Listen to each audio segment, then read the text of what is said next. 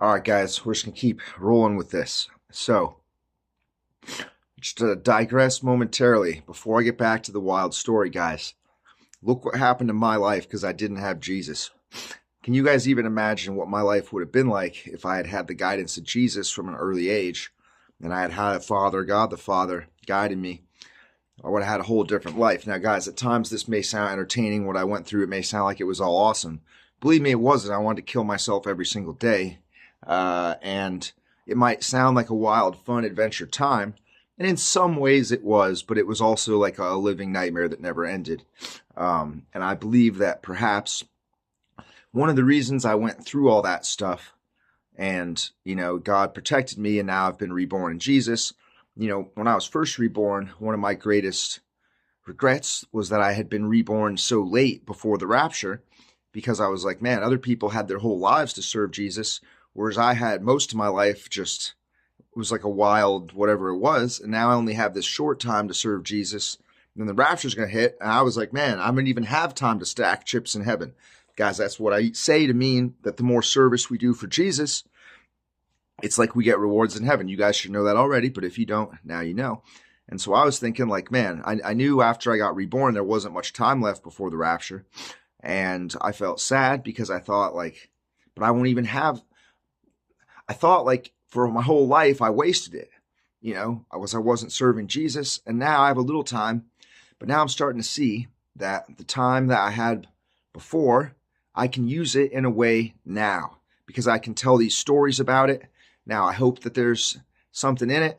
I hope there's a deep lesson, or at the very least, I hope it makes you laugh, or maybe it shows you not to go down this path that I went down. But either way, we'll have to leave that up to the Lord, and we'll have to keep going with this because the Lord, for some reason, just keeps being like more videos, more videos, more videos. So, hey, someone out there is enjoying it somehow, or hopefully it's useful in a future way or something. Okay, so where were we? Oh, man. Sorry, guys. I got the sniffles. Whatever. Let's just do this. Okay, guys. So where was I? Yeah. So anyway, I was trying to score drugs, street style, but all I could get was over-the-counter medications that at times they were a cool trip, but really I wanted the real play toys. You know what I'm saying? But of course but let's just say one day, this is what happened. Some dude in the hacker crew messages me and is like, hey, I heard you've been having trouble scoring. Hey, you should really take a look at this man. And a guy sends me this website. I click on it. It's like a pond supply website. It's like custom pond chemicals, make your pond have the prettiest fish. And I'm just like, what is this? Guy's like, that's the pond man. And I'm like, tell me more. This guy starts telling me about the pond man. Dude, the pond man, we're going to have to go into a digression here. The pond man, should I say his name? Look, maybe I shouldn't say the guy's literal name. Let's call him Tom. Okay, his name was Tom. I won't say his last name. But Tom was a dude in the 90s in America. I can't remember if it was Arizona. Very intelligent guy. He had a pond supply company. He was a very good chemist, and he would synthesize chemicals for ponds, stuff to keep the pH levels balanced. Guys, having ponds is not as easy as it seems. Think of like a private pond at a rich person's house with all kinds of fish in it, all set up like a little ecosystem. Those aren't easy to maintain, and you need a lot of chemicals. This guy, the pond man, had a pond supply business where he sold everything that you needed to maintain your pond really well. And he synthesized them himself, and it was all legal and it was all legit. He actually had a much more advanced degree of chemistry, but basically he just made his living doing a pond business, and it was either New Mexico or Arizona. But this is what happened. We're going to have to go on a sidetrack about the pond man. The pond man, he was a really cool guy. I used to talk to him a lot, but we're getting ahead of ourselves in the story. We're telling the story how when I first learned about him, and that's why I'm going into his backstory so y'all understand how Tom was. So basically, he had a legit pond business. He synthesized all of his own chemicals for the pond business. But, okay, whatever. The guy's doing 40 years in jail, so probably I can just say this stuff. He had an affair with the local police officer's daughter, right? In Arizona. This was back in the 90s. And so the police hated the guy because he basically was, getting some love from the police chief's daughter. So they hated him for that. Now, the police chief could have just had him over for dinner. Tom was a cool guy, dude. He was very smart. Police chief could have just talked to him. Instead, the police chief went wild and started harassing Tom, doing all kinds of twisted stuff to him, trying to mess with him. But little old daughter of the police chief really liked Tom, and so they kept getting together, and then basically it created this huge drama. One day, the local police chief filed a false DEA warrant on Tom, saying that in his pawn supply company, he was synthesizing forget if it was methamphetamine or something like that. So the DEA comes, takes Tom's door. Guys, that's what it means when boom, they kick the door, throw flashbangs. Did that to Tom. Tom was a dorky chemistry guy. He didn't have guns or anything. It was all because of a fake made up warrant that said he had machine guns and was making ice and stuff. Tom's door gets taken. They ransack his place looking for drugs, illegal drugs. Of course, they don't find any. They take some of his pawn supply stuff. They tear everything apart. They even beat him up and stuff. And then they went away, right? And of course, Tom, it was like it destroyed his life. That was his whole business. The pawn, he really did have a legit supply business for pawns, and he loved it. And they destroyed his life. So he went and filed legal motions to get back some of the stuff they took, and he was really upset about it. And also, it took away his income stream, and he had some money saved up, so he was trying to rebuild things. But basically, now he was enraged, because of this would happen. And so he had a copy of either TickHal or PickHal, probably both. Guys, see my previous video if you're not understanding this. He had a copy of the organic synthesis instructions on these very, very obscure designer drugs or research chemicals, which Shulgin had invented back in the 70s, and very few people had ever tried because it was a very obscure chemistry nerd thing. But he knew they weren't technically illegal. He knew that you could make as many as you wanted because they're not officially illegal. They're literally drugs that have had one or two molecules altered. They produce very powerful effects, but technically they are as legal as this piece of crust right here. So what happened was, partly because he just needed money, partly because he was probably bored waiting for the lawsuits to go through to recover, what happened with the raid. And also partly because his rebellious streak had now been activated more than ever before. He realized that with his remaining chemistry stuff that he still had, that he could easily get the precursors, which were easy. It was basic stuff. We won't even go into that. And that he could synthesize these substances, these research chemicals from TickHal and PickHal. And I don't even know if he did it for the money, really, because at first it wasn't even, I think he was just thumbing his nose at the police, because the police had accused him of making ice and all straight up illegal drugs. He just laughed because his setup wasn't even close to what you would use for ice. And so he just laughed at the stupid cops, thinking he was going Breaking Bad style making ice when he wasn't. So in his thought process was all right, they're going to accuse me of something I didn't even do. They're going to say I'm moving ice when he wasn't. He's like, you know what? I am going to start making drugs, ones that aren't even illegal, and they won't even be able to touch me for it. Of course, later, different stuff happened. Now he's in jail. But he was right. It wasn't even technically legal. So he started synthesizing a bunch of the compounds from TickHal and PickHal.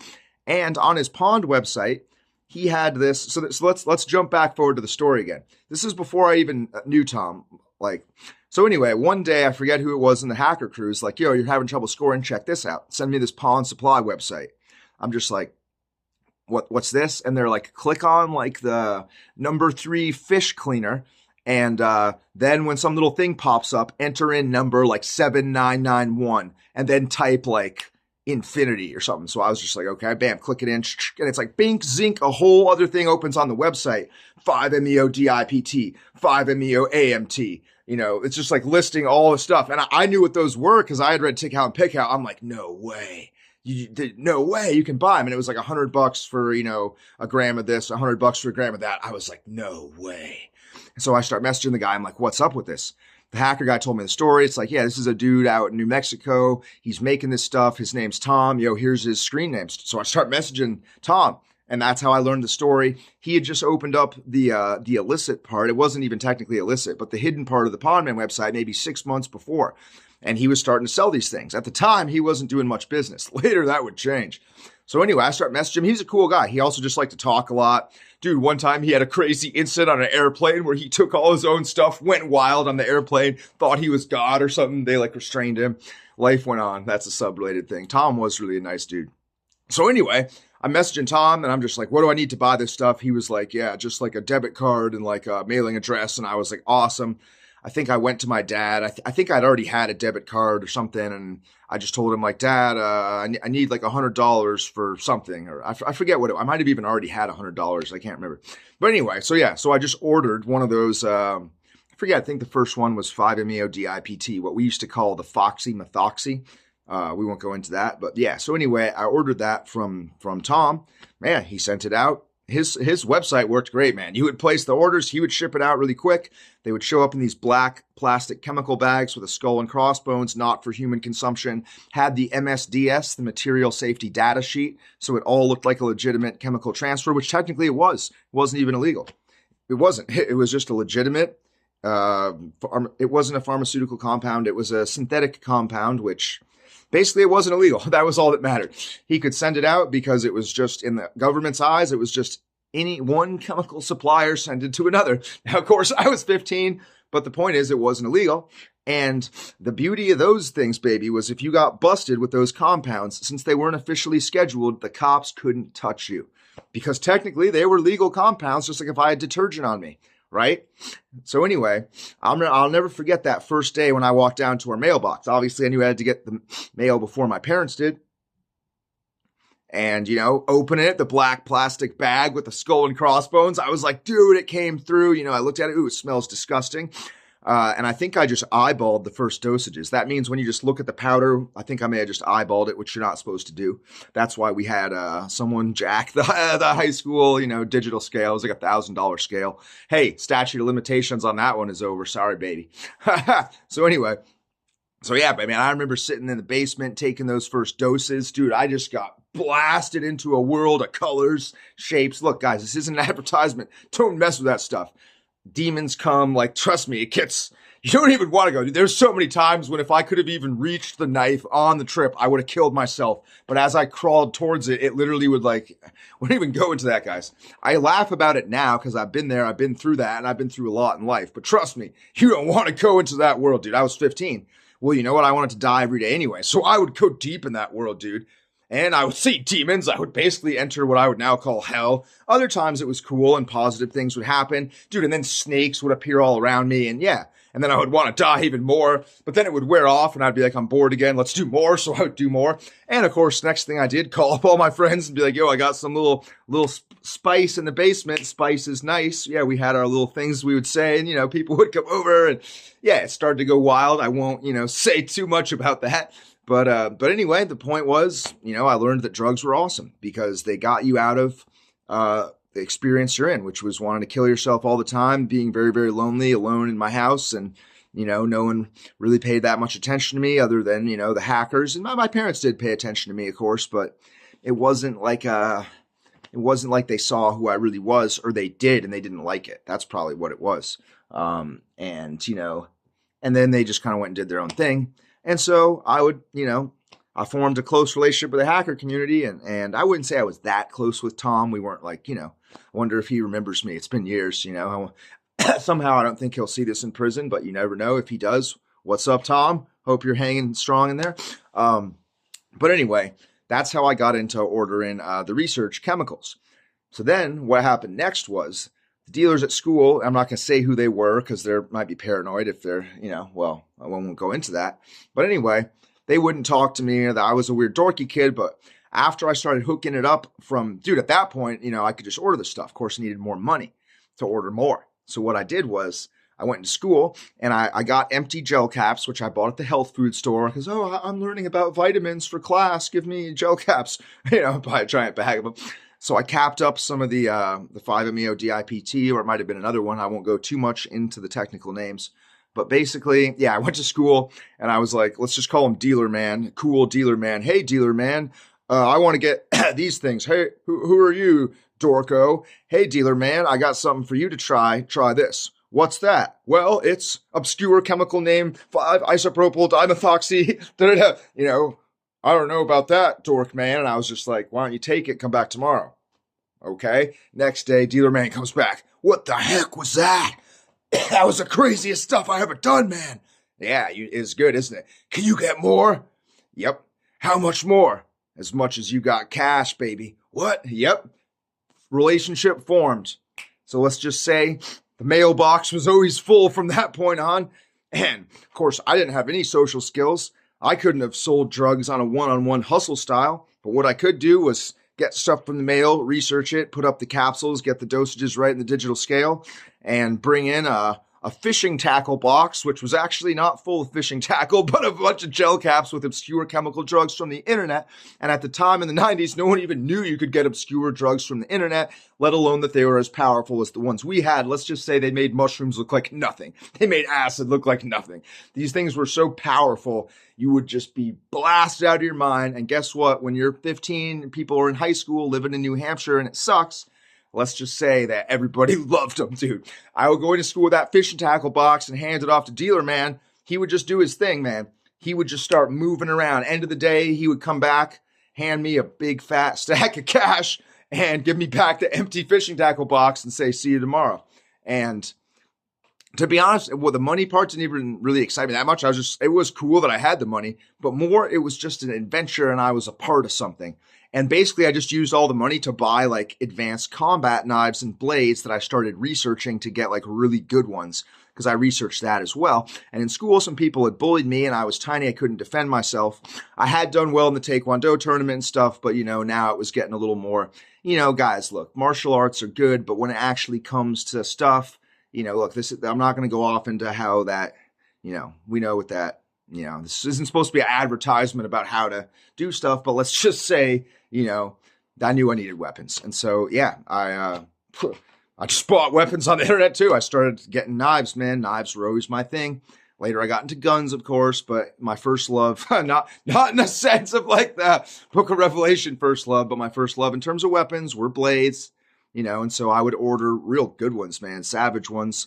They would come in too. I had a collection, man, like you wouldn't believe. And yeah, once I started carrying blades, that was a whole new level of security I had never known or even felt before, because then people really don't want to mess with you when you can just pull a blade and hold it up to them, as you guys probably understand. Now, guys, I'm not saying start carrying blades and going down the path I went down, but I already gave that disclaimer, so we're going to keep going. So anyway, the whole school just started tripping out, going wild.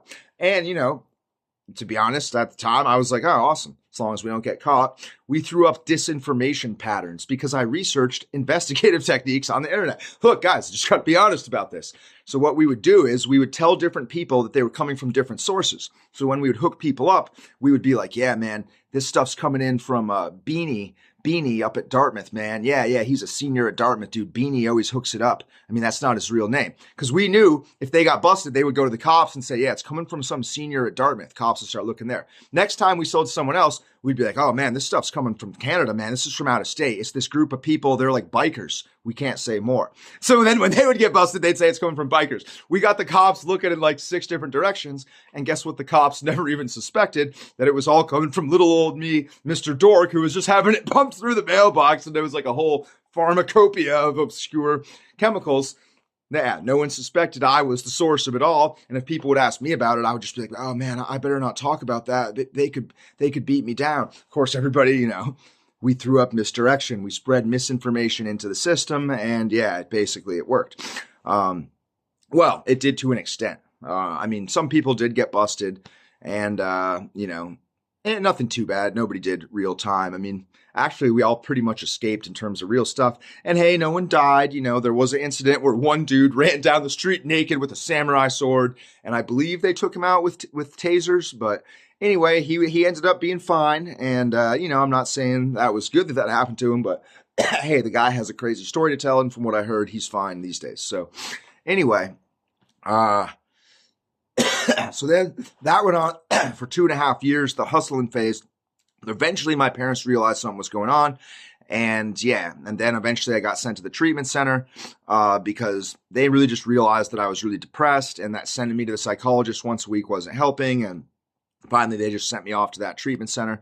And what else did I want to say here? I was trying to go into the drug part. Well, there's a lot more I could talk about drugs, but I feel like that's probably enough for now.